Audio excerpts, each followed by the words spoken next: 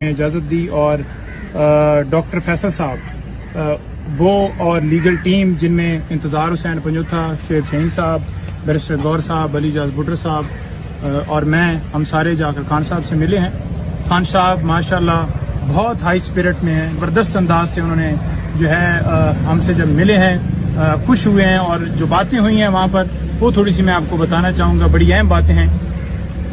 एक तो ये बताऊं जी कि खान साहब ने वाज़ेह तौर पर ये कहा है कि अगर मुल्क में सियासी इस्तेकाम नहीं आएगा तो तब तक ना मुल्क की मैशत ठीक हो सकती है। ये जो बेरोजगारी, गुर्बत, जब महंगाई इस वक्त मुल्क में हो चुकी है, ये जब तक सियासी इस्तेकाम नहीं आएगा तब तक ये नहीं मुमकिन। दूसरा, खान साहब ने ये कहा है कि जब अदालतों के फैसले हवा में उड़ाए जाएंगे, सुप्रीम कोर्ट के अहकामात जो हैं वो उनको माना नहीं जाएगा, तो कैसे लोग जो हैं बाहर से आएंगे और पाकिस्तान में आकर इन्वेस्टमेंट करेंगे, पाकिस्तान में आकर कारोबार करेंगे।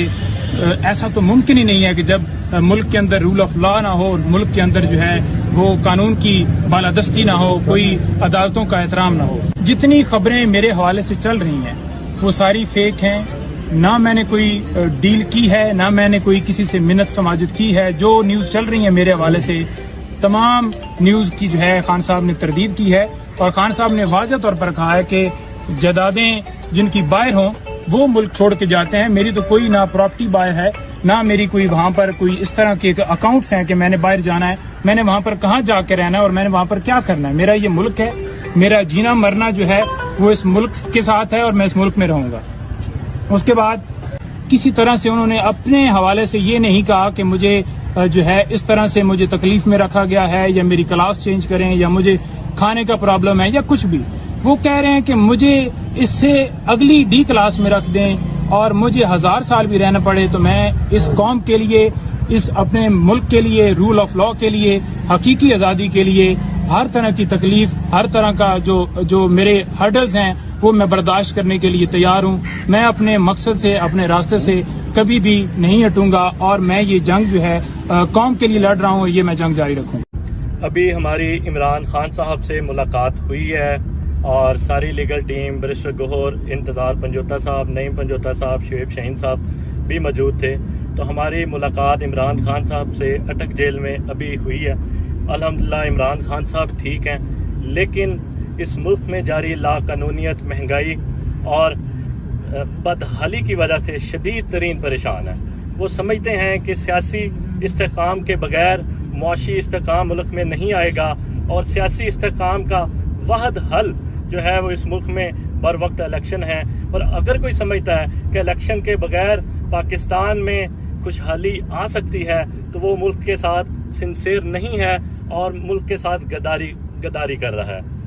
दूसरा, उन्होंने कहा कि मेरा जीना मरना, क्योंकि कुछ ऐसी खबरें चलाई गई कुछ मीडिया ग्रुप्स की तरफ से, कुछ लोगों की तरफ से कि शायद इमरान खान साहब डील कर रहे हैं। उन्होंने बिल्कुल इसकी तरदीद की है कि मेरा जीना मरना पाकिस्तान में है। बाहर वो जाते हैं जिनके पैसे बाहर पड़े हुए हैं। उन्होंने मुल्क का हाल जो कर दिया है वो आपके सामने है कि 16 महीनों में जो इस मुल्क को बदहाल करके और वो सारे बाहर चले गए हैं और उनका पैसा जैसे डॉलर ऊपर जा रहा है उनका पैसा भी डबल हो रहा है और इस सारी बदहाली का वही जिम्मेदार है। फिर उन्होंने कहा कि जब ये साइफर आया और साइफर के बदले में हमारी चलती हुकूमत जो इस पाकिस्तान में खुशहाली लेके आ चुकी थी उसको 16 माह में बदहाल कर दिया गया इस मुल्क को। और अगर साइफर को बर वक्त रोक लिया जाता, जो गैर मुल्की मदाखलत पाकिस्तान में की गई उसको अगर रोक लिया जाता तो पाकिस्तान इस बदहाली का शिकार कभी भी ना होता। फिर उनके बाद उन्होंने कहा कि जो आपके सामने सुप्रीम कोर्ट ऑफ पाकिस्तान के फैसलों को नहीं माना जा रहा, लाहौर हाई कोर्ट के, इस्लामाबाद हाई कोर्ट के और दीगर अदालतों के फैसलों को जिस तरह बेआबरू किया जा रहा है और उनके फैसलों को नहीं माना जा रहा, तो फॉरेन इन्वेस्टमेंट पाकिस्तान में तब तक नहीं आ सकती जब तक पाकिस्तान में लाकानूनियत ख़त्म नहीं होगी और रूल ऑफ लॉ पाकिस्तान में नहीं आएगा। तो ओवरऑल इमरान खान साहब अल्हम्दुलिल्लाह फिट हैं, लेकिन अपनी कौम के बारे में शदीद तरीन परेशान है कि जिस तरह बिजली की रेट्स को बढ़ा दिया गया, जिस तरह महंगाई आसमान को छू रही है, तो वो समझते हैं कि मेरी कौम कैसे गुजारा करती होगी। बहुत बदहाल इन पीटीएम टोले ने 16 माह में पाकिस्तान को कर दिया है।